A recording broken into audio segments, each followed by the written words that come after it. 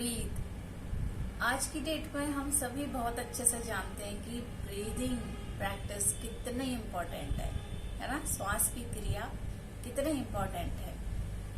Breathing practice consciously करना कितना important है, इसकी इम्पोर्टेंस तो हम सभी जानते हैं और बहुत अच्छे से जानते हैं, और हम सभी बहुत प्रैक्टिस भी करते हैं, है ना। ब्रीदिंग प्रैक्टिस की बहुत डिफरेंट टेक्निक्स हैं।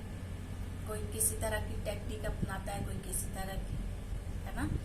मैं जब अपने सेशन में, काउंसलिंग सेशन में या थेरेपी सेशन में, जब हीलिंग के लिए हम ब्रीदिंग पहले स्टार्ट करते हैं, तो ब्रीदिंग प्रैक्टिस जब मैं करवाती हूँ तो मैंने कई लोगों को देखा है।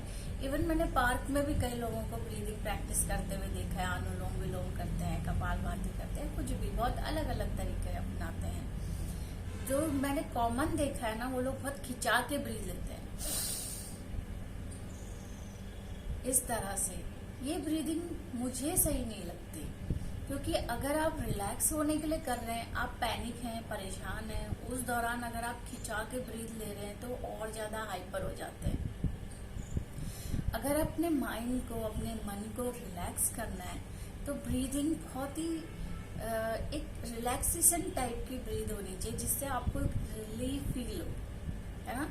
तो मुझे ऐसा लगता है कि हमें बहुत ही नॉर्मल ब्रीथ लेना चाहिए, जो मैं अपने पेशेंट्स के साथ करवाती हूँ, और उनको जो बेनिफिट मिलता है मैं उसी बेस पर बोल रही हूँ। इवन मैं खुद भी यही ब्रीथ प्रैक्टिस करती हूँ।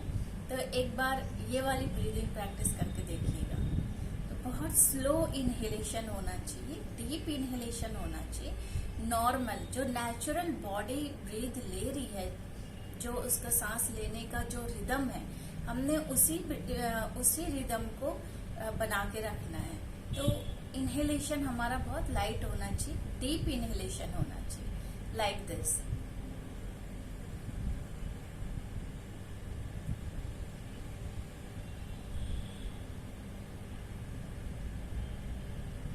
राइट।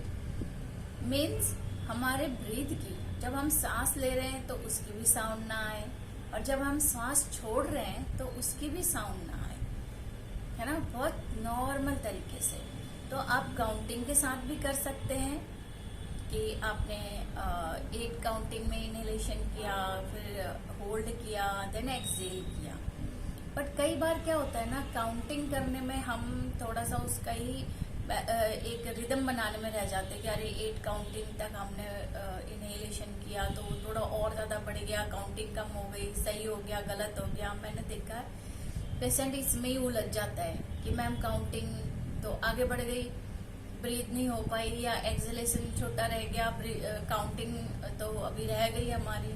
तो इसी असमंजस में रह जाता है। उसको ब्रीदिंग से जो रिलैक्सेशन वो करना चाह रहे हैं वो फील ही नहीं आता है। तो without any counting, just inhale, hold and exhale.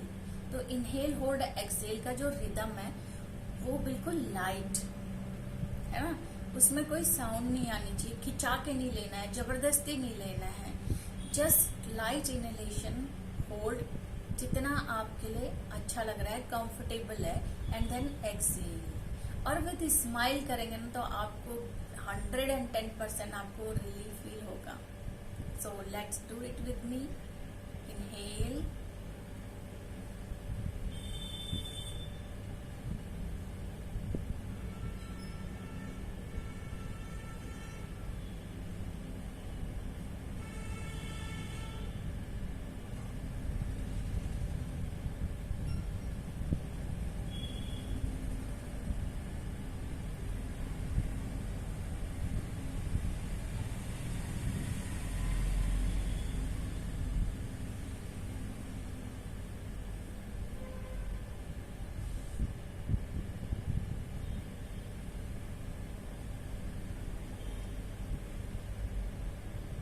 मैंने इनहेल किया, कुछ सेकंड होल्ड किया, एंड देन एक्सहेल किया, और साउंड बिल्कुल नहीं थी, soundless.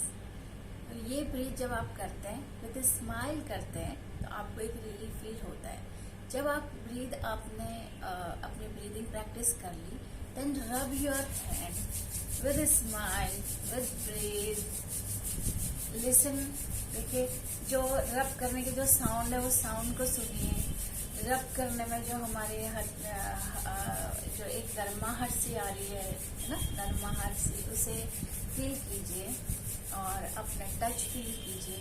Then slowly touch your face,